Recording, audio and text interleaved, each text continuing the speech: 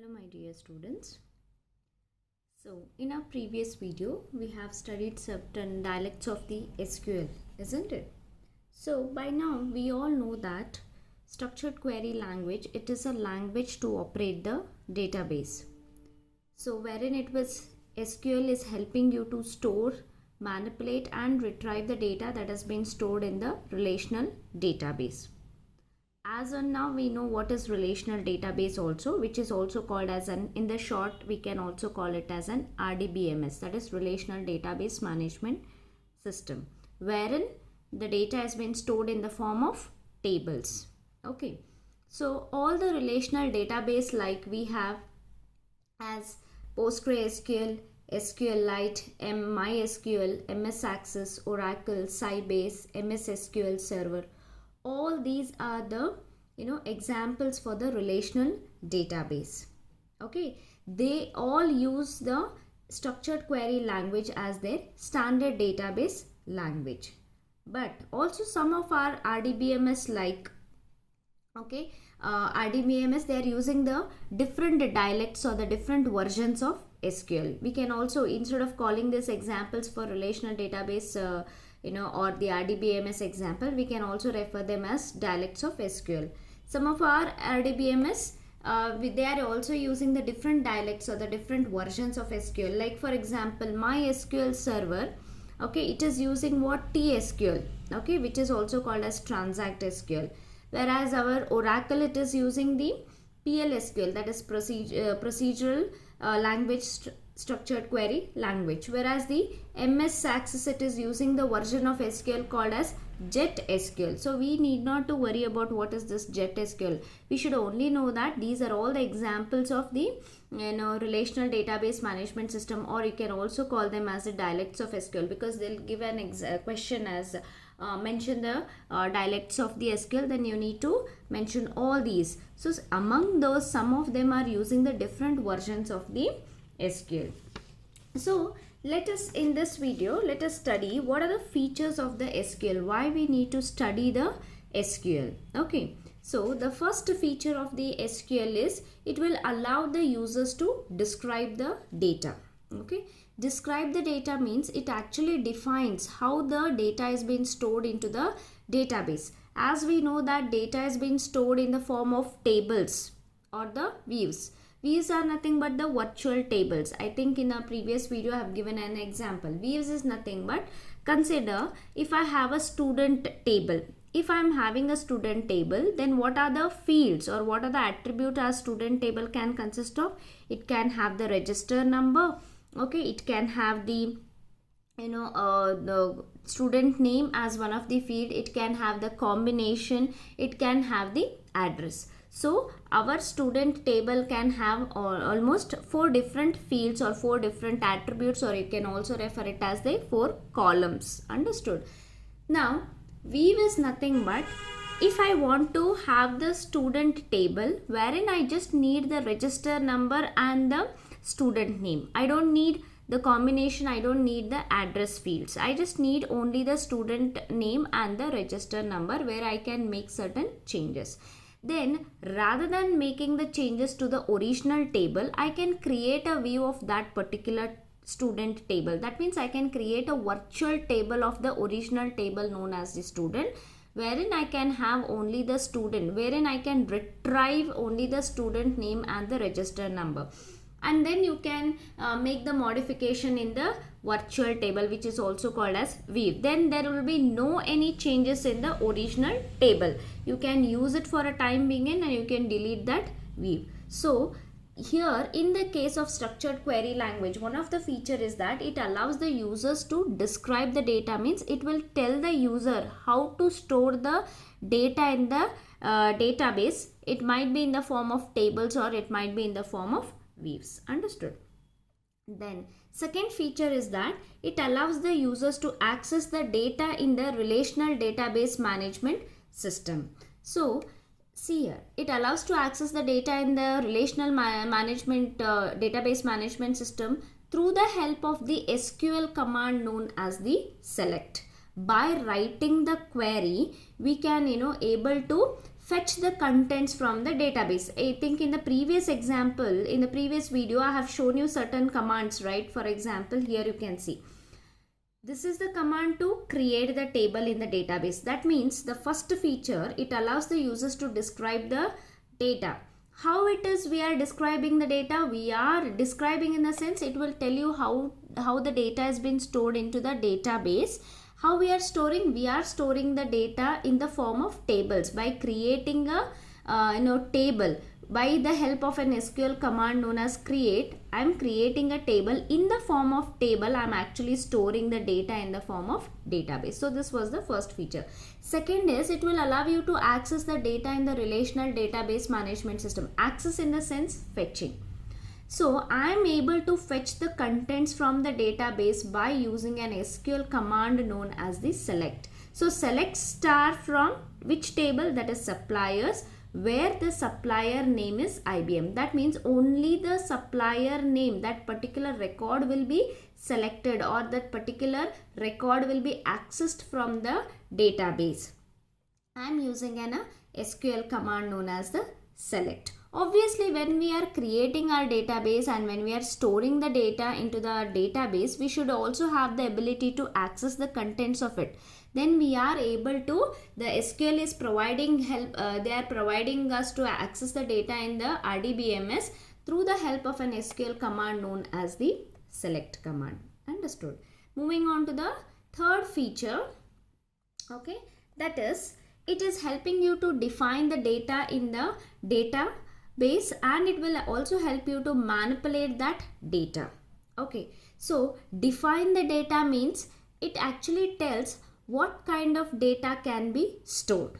Okay, what kind of data can be stored in the table? We can store the data in the table, that is the number format. We have seen the different data types in SQL. Number format data we can store. We can store in date data type we can store. We can use the character data type. We can even store the varchar data type. So different kinds of data we can define in the database. Plus it is also helping us to manipulate the database. By the use of an SQL command known as update command, you can change the contents. Okay, suppose for an example, you have a student name known as Suresh, whose register number is 1234. Understood? Then whose combination is PCMC, okay, and whose address is Navanagar. By mistakenly, instead of writing the register number 1234, you have written as 123. Then it's a wrong information. You need to change, you need to manipulate your database. Then I can use an SQL command known as update. By using this update command, you can make the changes in the database and you can change that register number as 1234. Understood?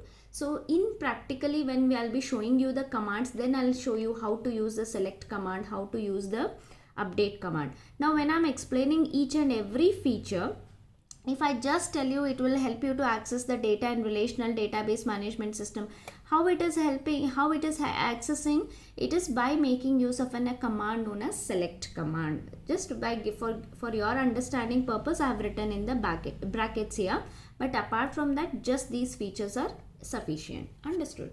Then I hope this third feature is clear.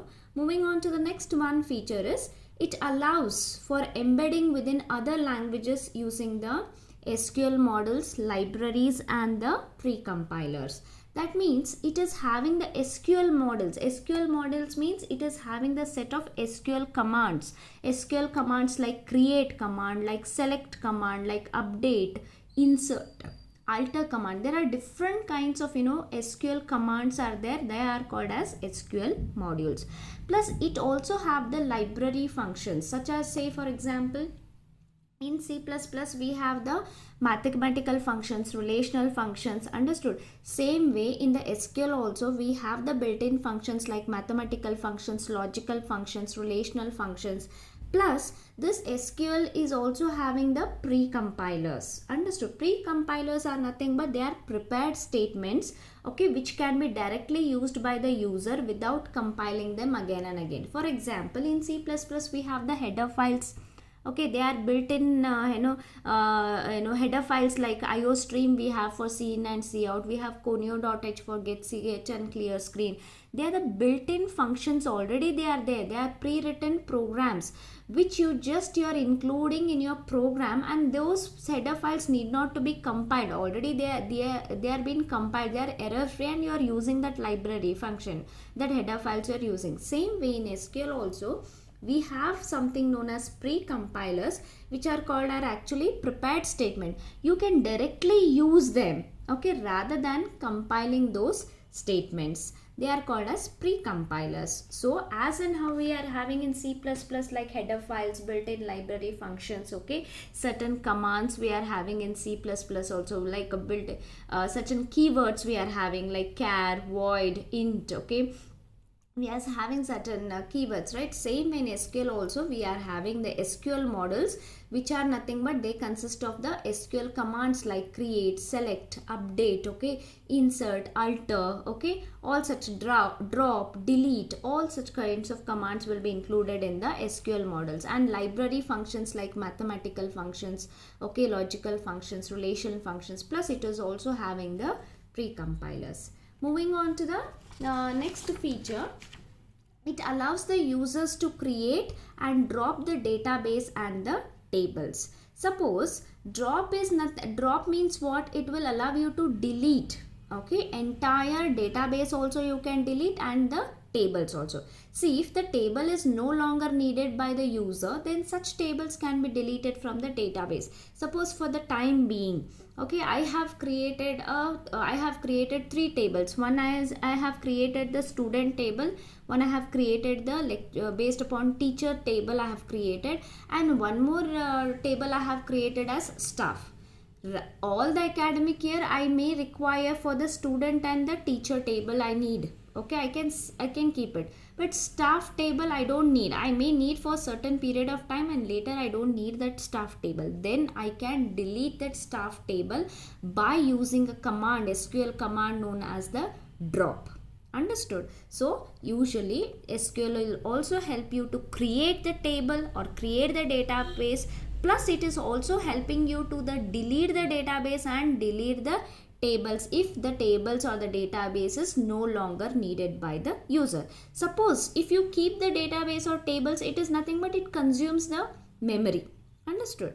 Okay. Moving on to the next feature, it will allow you to create the weave, stored procedures and the functions in the database. So weave, at least I have already explained here. Okay, that means if I want to create any virtual table or the temporary table, okay, wherein I need not to make any changes to the original table, just a temporary table for the time being, if I need, I can create the weave or the virtual table of the original table. Then plus it is also helping us to create the stored procedures. What are the stored procedures? Are nothing but they are also called as the subroutines or the subprograms. In C++ we are used to write the sub functions and all, subroutines, sub functions. Similarly in SQL also we have subroutines and the subprograms, which are called as the stored procedure. Okay, plus it also can have the functions. It's not here weaves. It can also help you to create the functions in the database like mathematical, relational and the logical functions. Moving on to the last one features of the SQL, that is it allows to set the permissions on the tables, procedures and the weaves. So there are certain permissions. There are certain SQL commands known as the grant and revoke. Grant is a SQL command that provides the permission for the user to modify our table, to insert the data into our table and to delete the contents into the table. By using this grant command, I can set the permissions on the tables, procedures and the weaves. Okay, whenever I want to make any modification, insertion, anything if I want to make, with the help of the permission known as grant permission, I can do it. Suppose if I don't want to provide any, or if I want to take back all those permissions or the privileges that are being granted by the user, then I can use a command known as the revoke. Revoke is an SQL command that takes back the privileges granted from the user. So usually the SQL, the structured query language, allows to set the permissions on tables, procedures and the weaves. I'm just telling you, by the usage of this grant and revoke, we can set and we can take back the privileges or the permissions given on the tables, procedures and the views. So usually these 7 are the features of the SQL. You need not to write whatever I have given in the brackets here, just for the explanation purpose, how to create, okay, how to manipulate, or how to create or drop the database and tables, what commands they are using. I have just given it in the bracket only for the explanation purpose. Otherwise, just to list these 7 are the features of the SQL. Okay, so next, moving on to the next one, that is the SQL architecture. Okay, so we don't have much explanation regarding this SQL architecture, but this diagram is very important. Okay, so usually they will be asking for 2 marks or 3 marks. This SQL architecture is been asked, but there is no any explanation regarding this SQL architecture. But anyway, certain points are need to be understood. So whenever the SQL are executing for any RDBMS, that is for Relational Database Management System, the system actually determines the best way to carry out the request. See, when SQL are executing, that means whenever the SQL query, what do you mean by query? These are the SQL queries. Okay, I'll just show you. Yes, these are nothing but the queries. Whenever these SQL queries are being executed for any RDBMS, what are the RDBMS? These are the examples for the Relational Database Management System, or you can also call it as dialects.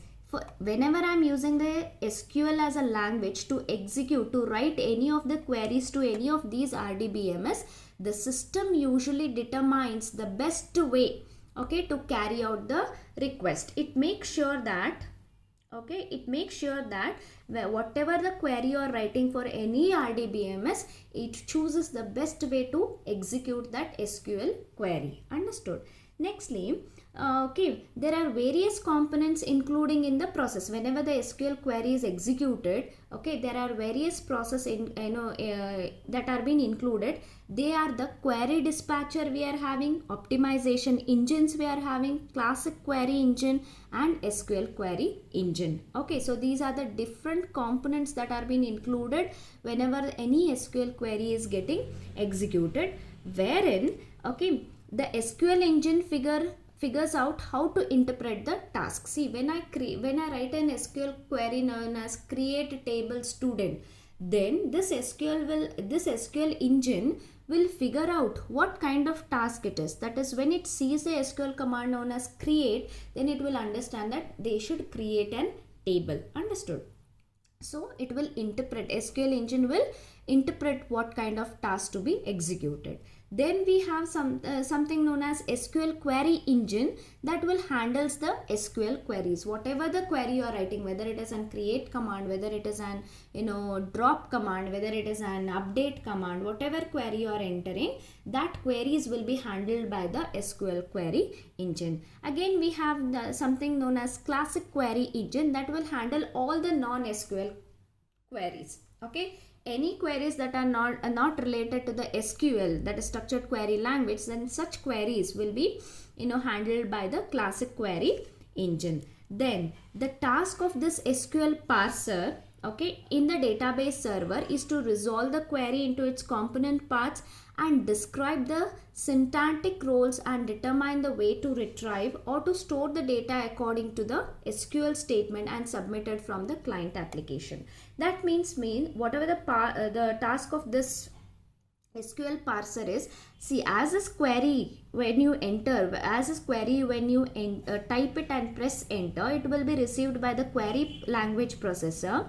When that query receives by the parser actually checks for the syntax and the semantics. In C++, you are actually checking whenever you write any selection statements, if statement, okay, for statement, so they are having certain syntax, right? In for statement, all the three condition, okay, initialization, condition and the increment, all they should end with a semicolon, and for loop should have a brackets. All they are nothing but the syntax, isn't it? Same way, whenever we write any SQL query, parser is the one which will actually check the syntax and semantics of the query, whether they have written correctly or no, whether each query has been ended with a semicolon or no. All that syntax will be checked by this parser, and it will also use it will also process the data according to the SQL statement. If the create is the query, if I have written, it will understand that the table has to be created. If I had given a command known as update, then the parser will understand that it is an update command, then we should update the contents in that particular given table. Understood? That is the job of this parser. Then we have the SQL optimizer. This SQL optimizer makes sure that the execution of the SQL statement has been done efficiently, okay, without any problem. Once the syntax and semantics, everything is being passed by the parser, okay, this optimizer will make sure that the execution of the SQL statement has been done effectively. Then it will hand over the query to the database DBMS engine, okay. Then it may store in the file manager or the transaction manager. Then finally it will go and store that data into the physical database. Physical database means your actual table, okay, your actual student table, where the records will go and insert. Understood? So this is all about the SQL architecture. We don't have any much explanation regarding this. Whatever the points I have just been explained here, only those points to be written. Apart from that, you don't have any, actually we don't have need any kind of explanation regarding this architecture. In examination only, just have for the 2 or 3 marks this SQL architecture will be asked. Students, I hope the concepts are clear. In our next video, with the further more concepts we will be discussing. Thank you, students. Take care of yourself.